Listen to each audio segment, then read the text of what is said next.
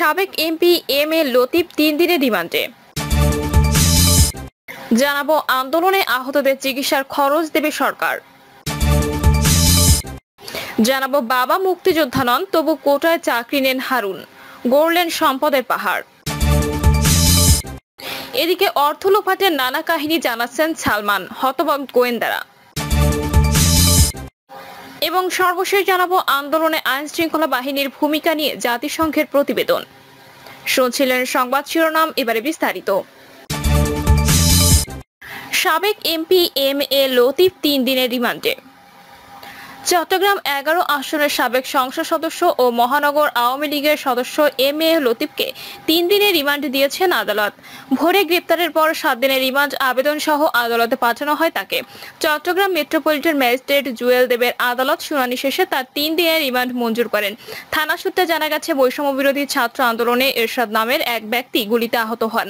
পরে তিনি double mooring থানায় এম এ লতিফ সহ 16 জনের নাম উল্লেখ করে অজ্ঞাত আরো 100 থেকে 150 জনকে আসামি করে মামলা করেন। মামলায় এম এ লতিফ গুলি করার হুমকি দেন বলে অভিযোগ করা হয়। ডবল মুরিং থানায় ভারপ্রাপ্ত কর্মকর্তা ফজলুল কাদের পাটোয়ারি গণমাধ্যমকে জানান, সাবেক সংসদ সদস্য ও মহানগর আওয়ামী লীগের সদস্য এম এ লতিফকে বায়েজিদ বোস্তামি এলাকা থেকে গ্রেপ্তার করা হয়। আন্দোলনে আহতদের চিকিৎসার খরচ দেবে সরকার। বৈষম্য বিরোধী ছাত্র আন্দোলনে যারা আহত হয়েছেন তাদের বিনামূল্যে সুচিকিৎসা ব্যবস্থা করা হবে এবং যাবতীয় চিকিৎসা ব্যয় সরকার বহন করবে। এতে বলা হয়েছে, বেসরকারি প্রাইভেট মেডিকেল কলেজ হাসপাতাল, বেসরকারি হাসপাতাল ও ক্লিনিক সমূহকে বৈষম্য বিরোধী ছাত্র আন্দোলনে আহত ছাত্র জনতার চিকিৎসা বিল গ্রহণ না করার জন্য অনুরোধ জানানো হয়েছে এবং প্রয়োজনে এসব বেসরকারি হাসপাতালে চিকিৎসাধীন ছাত্র জনতার সব বিল সরকার বহন করবে। বাবা মুক্তিযোদ্ধা নন, তবু কোটায় চাকরি নেন হারুন, গড়লেন সম্পদের পাহাড়। ঢাকা মহানগর পুলিশের কর্মকর্তা অতিরিক্ত কমিশনার হারুন রশিদ বৈষম্য বিরোধী ছাত্র আন্দোলনের 6 সমন্বয়ককে পুলিশের গোয়েন্দা বিভাগে হেফাজতে তুলে নিয়ে যাওয়ার পর শেষবারের মতো আলোচনায় আসেন তিনি। এবার তার বিরুদ্ধে বিসিএস চাকরিতে ভুয়া মুক্তিযোদ্ধার সার্টিফিকেট ব্যবহারের অভিযোগ উঠেছে। এছাড়াও এলাকায় তার বিপুল সম্পদের সন্ধান পাওয়া গেছে। একটি জাতীয় দৈনিকের প্রতিবেদনে উল্লেখ করা হয়, হারুন রশিদ কিশোরগঞ্জের মিঠামইন উপজেলার হোসেনপুর গ্রামে জন্মগ্রহণ করেন। তার বাবা আব্দুল হাশেম ও মা জহুরা খাতুন। সাবেক ডিবি প্রধান হারুন রশিদ এর প্রয়াত বাবা আব্দুল কাশেম ঘাগড়া বাজারে চালের কারবার করতেন। হাওরের সেচ প্রকল্পে শ্রম দিতেন। হারুন ঢাকা বিশ্ববিদ্যালয়ের সমাজবিজ্ঞান বিভাগ থেকে অনার্স করেন। লেখাপড়া শেষে 1996 সালে আওয়ামী লীগ সরকারের শেষ সময়ে মুক্তিযোদ্ধা কোটায় পুলিশের চাকরি পান। 2001 সালে বিএনপি সরকার এসে তার পদায়ন আটকে দেয়। 1-11 এর সময় হারুনের চাকরি স্থায়ী হয়। এলাকাবাসী জানায়, হারুনের বাবা মুক্তিযুদ্ধে অংশ নেননি, আর তার বাবার চাচা ইদ্রিস ওরফে ইদু মোল্লা ছিলেন কুখ্যাত রাজাকার। প্রতিবেদনে আরো বলা হয়, গাজীপুরের এসপি থাকাকালীনই হারুনের ভাগ্য বদল ঘটে। গাজীপুর ও নারায়ণগঞ্জের এসপি থাকার সময় থেকে হারুন আর তার পরিবারের সদস্যদের মাধ্যমে বাড়ির পাশের হাওরে জমি কিনতে শুরু করেন। নামে বেনামে তার কমপক্ষে 100 একর জমি রয়েছে, আবার শতাধিক একর অন্যের জমি তার দখলে রয়েছে বলে অভিযোগ পাওয়া গেছে। যুক্তরাষ্ট্র হারুনের 100 কোটি টাকার সম্পদ থাকার গুঞ্জন রয়েছে। 2011 সালে জুলাইয়ে জাতীয় সংসদের সামনে এক মিছিলে তৎকালীন বিরোধী দলীয় চিফ হুইপ জয়নাল আবদিন ফারুককে মারধর করে প্রথম আলোচনায় আসা হারুন এখন টপ অব দ্য কান্ট্রি।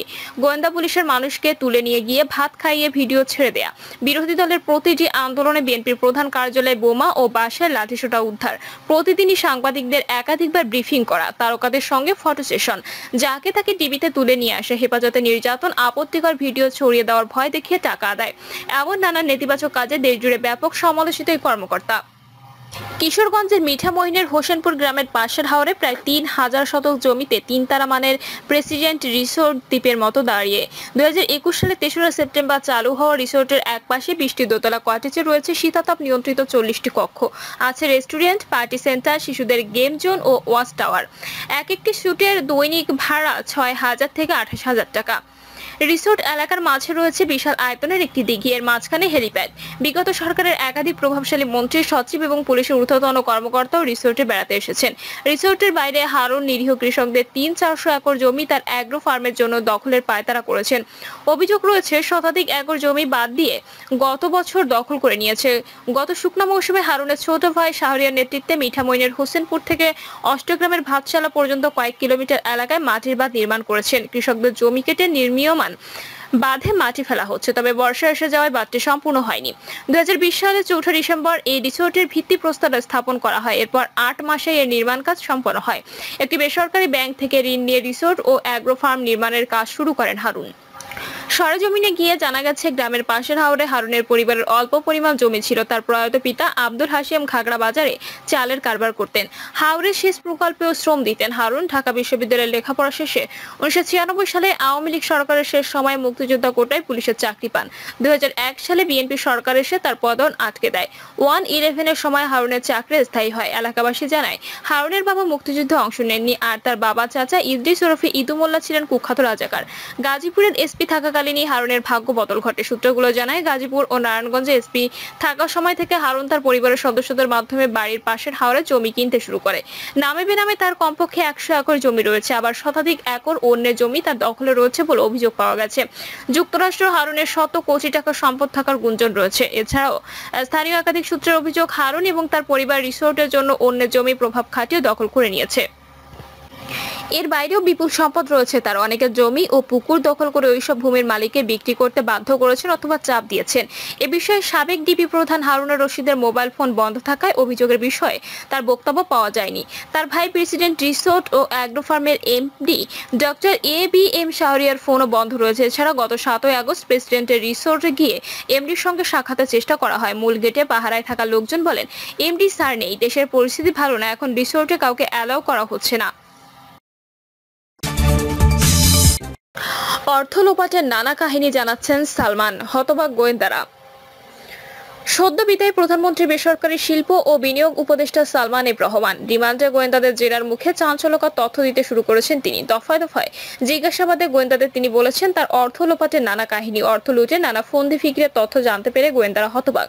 তারা বলছেন, অর্থ লুটপাটের মাস্টারমাইন্ড হলেন সালমান এফ রহমান। গ্রেপ্তারকৃত সাবেক আইনমন্ত্রী আনিসুল হককেও দফায় দফায় জিজ্ঞাসাবাদ করা হচ্ছে। বৈষম্য বিরোধী ছাত্র আন্দোলন দমনে শক্তি প্রয়োগ করার নেপথ্যে অন্যতম কারিগর ছিলেন এই আইনমন্ত্রী। জিজ্ঞাসাবাদে আনিসুল হক বলেন, সাবেক স্বরাষ্ট্রমন্ত্রী আসাদুজ্জামান খান কামাল ও সাবেক সেতুমন্ত্রী ওবায়দুল কাদেরের কারণে ছাত্র আন্দোলন নিয়ে সমাধানের দিকে যাওয়া সম্ভব হয়নি।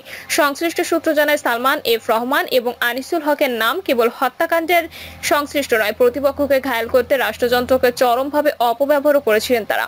পাশাপাশি ভয়াবহ আর্থিক কেলেঙ্কারির সঙ্গে প্রত্যক্ষ বা পরোক্ষভাবে জড়িত ছিলেন সালমান। তাই রিমান্ডে হত্যা মামলার পাশাপাশি দেশের সার্বিক অর্থনৈতিক মন্দা অবস্থা সৃষ্টি করা সহ বিগত সরকারের অপকর্ম, দুর্নীতি সহ নানা বিষয়ে জিজ্ঞাসাবাদ করা হচ্ছে। তারা দিচ্ছেন অজানা অনেক চাঞ্চল্যকর তথ্য। তদন্তকারী সূত্র জানায়, দেশের ব্যাংক খাত, পুঁজিবাজার, বন্ড মার্কেট সহ পুরো আর্থিক খাতকে কলুষিত করার পেছন থেকে মাস্টারমাইন্ড হিসেবে কাজ করেছেন সদ্য বিদায়ী প্রধানমন্ত্রী বেসরকারি শিল্প ও বিনিয়োগ উপদেষ্টা সালমান এফ রহমান। ব্যাংক খাতে খেলাপি ঋণের কারিগর হিসেবে উত্থান, ক্ষমতার অপব্যবহার করে পুঁজিবাজারে বিনিয়োগকারীদের সর্বস্ব লুটে নিয়েছেন। জানা গেছে, শেয়ার বাজার ও ব্যাংক খাতে কেলেঙ্কারির মূল হোতাদের একজন হিসেবে গত 15 বছর ধরেই আলোচনায় ছিল সালমান এফ রহমানের নাম। তবে খাত দুটিতে সালমানের দৌরাত্ম্য আরো অনেক আগে থেকেই। সালমান এফ রহমানকে ঋণ খেলাপির জনক হিসেবে ব্যাখ্যা দিয়েছেন ব্যাংক কর্মকর্তারা। সরকারি বেসরকারি 7টি ব্যাংক থেকে নামে বেনামে 36,865 কোটি টাকা ঋণ নিয়েছেন তার প্রতিষ্ঠানের মধ্যে একটি ব্যাংক থেকেই নেওয়া হয়েছে 23,070 কোটি টাকা। পণ্য রপ্তানি করে টাকা দেশে আনার অভিযোগও রয়েছে তার প্রতিষ্ঠানগুলোর বিরুদ্ধে। গত 3 বছরে শেয়ার বাজার থেকে তুলেছেন 6,500 কোটি টাকা, আর অদৃশ্যভাবে হাতিয়ে নিয়েছেন আরো 20,000 কোটি টাকা। বাংলাদেশ ব্যাংকের সাবেক গভর্নর আব্দুর রউফ তালুকদার সবকিছু জেনে শুনে এসব ঋণ অনুমোদন দিতে সহায়তা করেছেন।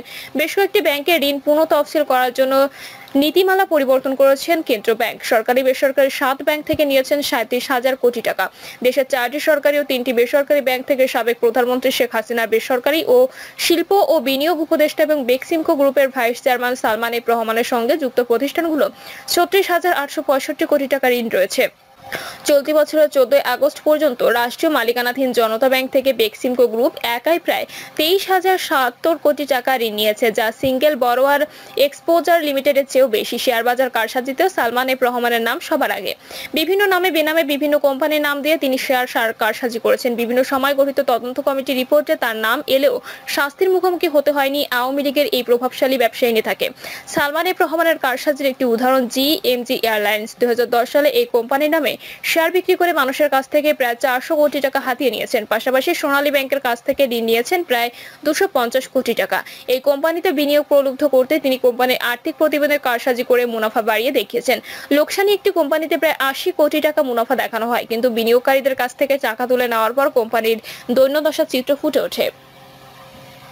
প্রিয় দর্শক, এই ছিল এখনকার সর্বশেষ সংবাদ। আপডেট সব সংবাদ পেতে চ্যানেলটি সাবস্ক্রাইব করে বেল আইকনটি ক্লিক করে রাখুন।